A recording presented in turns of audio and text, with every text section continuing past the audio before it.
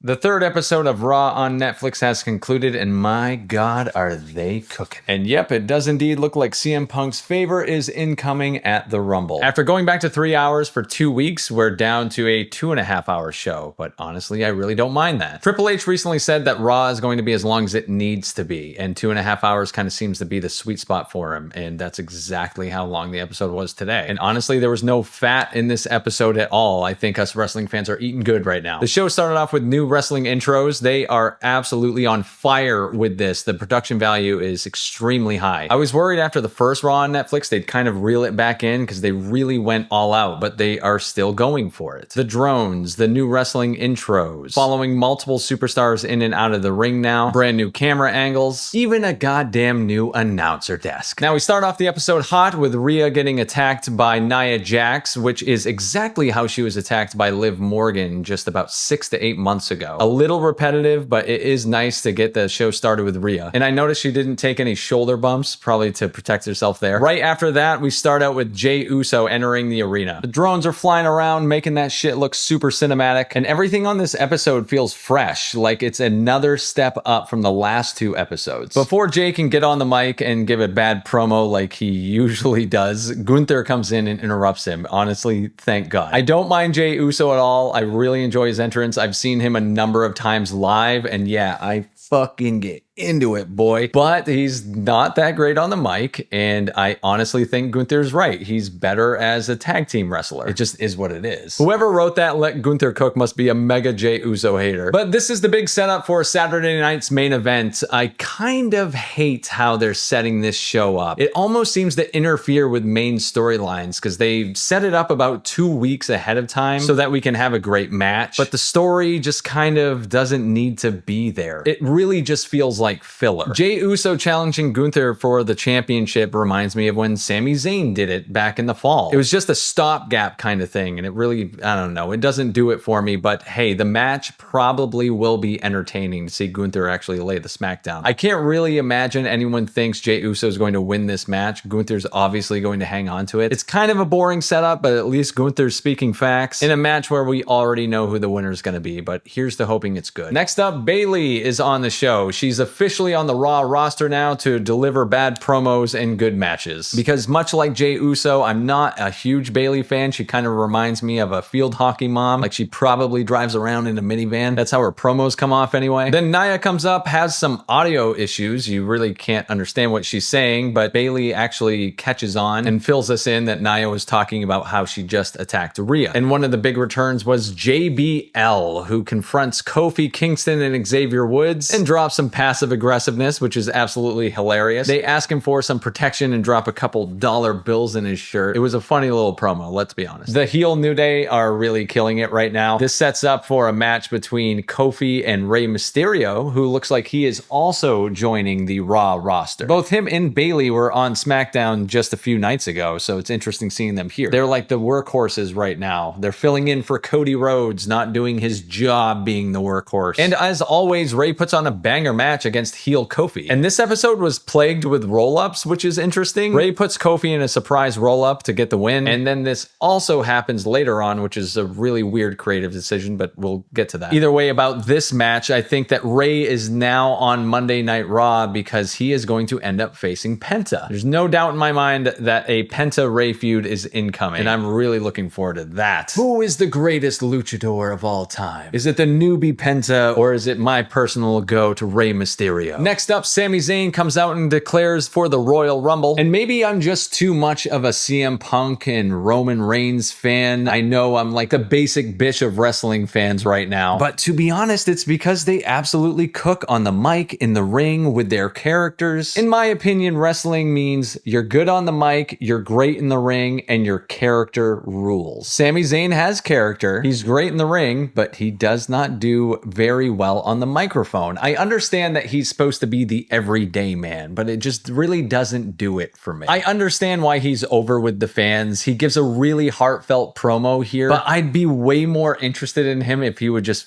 fucking turn heel, honestly. And maybe I'll get my wish because Kevin Owens comes out and interrupts Sami Zayn, another workhorse. He was on SmackDown just a few days ago, and he's here on Raw now. Just like he interrupted Rey Mysterio on SmackDown, he interrupts Sami Zayn. With the exact same formula too. He comes in, hey, I respect you a lot. You were my best friend, and I know you're gonna win the Royal Rumble because I want to face you for the Universal Championship. Yes, that is correct. Kevin Owens is still on his absolutely delusional take, walking around with the Winged Eagle belt. And I swear to God, that Winged Eagle belt will be what's going to become the Universal Championship. There's a reason he's still carrying it around. Triple H understands the fans. He knows we want that belt. So when that belt is hanging at the Royal Rumble, that's the one that's going to be pulled down, and that's the one that's going to end up being worn. I am calling it. Next, we get a rematch between Nia and Bayley. We've seen this a few times. I even saw it live at a house show. And then I saw it live at Bad Blood. And now I'm seeing it on Raw. These two do have really great chemistry with each other. Nia beats Bayley and key Rhea Ripley's entrance. She comes on down and those two beat the living piss out of each other. And just like the Jay Uso Gunther thing, this is a setup for Saturday night's main event. Yes, the build-up's been a little weak for Saturday night's main event. I feel like this is going to be a through line, unfortunately, with that, but at least the matches should cook because Nia Jax and Rhea Ripley, they have great chemistry too and really should put on a banger together. Next is Penta's second match here on Raw, and who's gonna put him over other than Mr. Pete Dunne himself. This is another great match, and I'm just loving the fact that they're actually making the Destroyer mean something, just like they make the package pile driver mean something. I'm watching AEW right now too, and it is night and day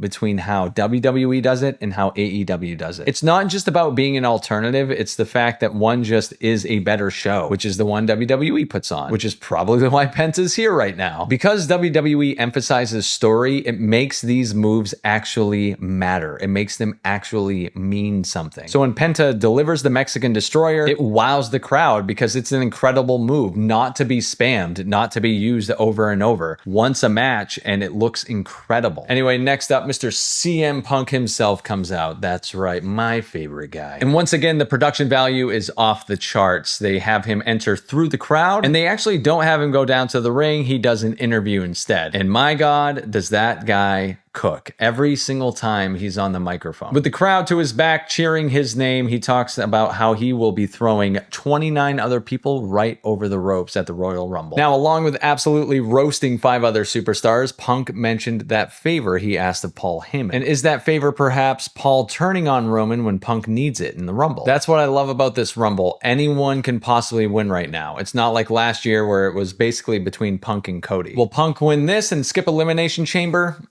Unlikely, because I think he accidentally slipped up and mentioned that in his promo on the first night of Netflix, that he'd be there at the Rumble and the Elimination Chamber. But either way, it'll be interesting to see if Paul does help Punk and it causes some sort of rift between him and Roman. So no, he won't be at Saturday night's main event, but that is A-okay. I'm looking forward to seeing him in just 11 short days. It's going to be fantastic, I'm sure. This Rumble is stacked. I was at last year's Rumble, which indeed was Punk's first match back in WWE, but I am looking forward to seeing what it's like with him wrestling against the likes of Roman Reigns, Drew McIntyre again, Seth Rollins again, all of them in the same ring. I hope it's going to be amazing. And right before the main event tonight, Seth Rollins meets up with Sami Zayn. They, of course, like every wrestling storyline right now, they respect each other, but they'll be seeing each other at the Rumble as well. This is really just a setup for the main event, which is Rollins versus Drew, and that is a banger match as well, but it's really about the storyline they're pushing forward. Rollins gets him in a surprise roll-up pin. Stop me if you heard that one. Yeah, that happened again. It also happened to Drew on the first Raw on Netflix against Jay Uso. But that doesn't necessarily matter. What matters is how it's driving their storyline forward. Drew's so obsessed and filled with hate, he's losing matches left and right at this point. He goes berserk, ready to smash Rollins' head directly into the pavement, and who comes out to save him other than Sami Zayn, who's about to hit Drew with a haluva kick, but Drew jumps out of the way just in time, and Sami smashes Rollins right right in the fucking kisser. This should set up something really interesting between those two at the Rumble, and Drew walks away laughing. And yeah, that was a short and sweet 2.5 hour Raw. So we have an overlong 3-hour show on Friday nights on USA with SmackDown, and we have a trim the fat main flagship show that's just killing it right now. Raw has the way stronger roster. It's clearly the focus between the two shows, and unfortunately SmackDown's really suffering because of it. But I can't complain about the show. It's really good right now. WWE's killing it. And even though there were some filler storylines, all major parties got involved to set up not just the Royal Rumble, but Saturday night's main event as well. So it looks like I'll see you on Friday and Saturday. GG's.